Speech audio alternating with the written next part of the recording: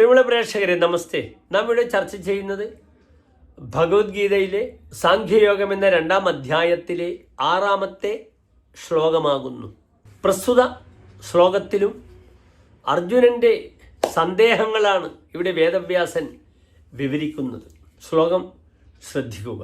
ന ജൈതദ്വിത്മ കരയന്നോ ഗരീയോ യദ്വാ ജയേമ യദിവാനോ ജയേയുഹു യാനേവ ഹത്വാ ന ജിജീവിഷാമഹ തേവ സ്ഥിതാ പ്രമുഖേ ധർത്തരാഷ്ട്രാഹ.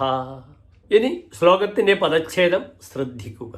ന ച ഏതത് വിദ്മഹ കതരന്നഃ ഗരീയഃ യദ്വാ ജയേമ യദിവാ ന ജയേയുഹു യാൻ ഏവ ഹത്വാ ന ജിജീവിഷാമഹ തേ അവസ്ഥിതാഹ പ്രമുഖേ ധാർത്തരാഷ്ട്രാഹ. ഇനി ഈ ശ്ലോകത്തിൻ്റെ അന്വയമാണ് നാം ചർച്ച ചെയ്യുന്നത്. യദ്വാ ജയേമ യദിവാ ന ജയേയുഹു കതരന്നഃ ഗരീയഃ ഏതത് ച ന വിദ്മഹ യാൻ ഹത്വാ ന ജിജീവിഷാമഹ ഏവ തേ ധാർത്തരാഷ്ട്രാഹ പ്രമുഖേ അവസ്ഥിതാഹ.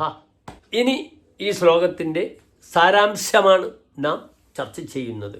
അർജുനൻ്റെ സന്ദേഹങ്ങൾ തുടരുകയാണ്. അർജുനൻ കൃഷ്ണനോട് ചോദിക്കുകയാണ്, ഒരുപക്ഷെ യുദ്ധത്തിൽ ഞങ്ങൾ അവരെ ജയിച്ചെന്നു വരാം, അല്ലെങ്കിൽ കൗരവർ ഞങ്ങളെ പരാജയപ്പെടുത്തിയെന്നും വരാം. ഇതിലേതാണ് അധികം ശ്രേയസ്കരം, നല്ലത് എന്ന് ഞങ്ങൾക്കറിയില്ല.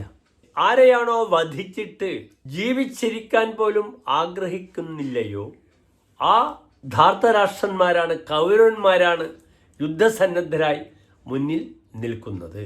നമസ്തേ.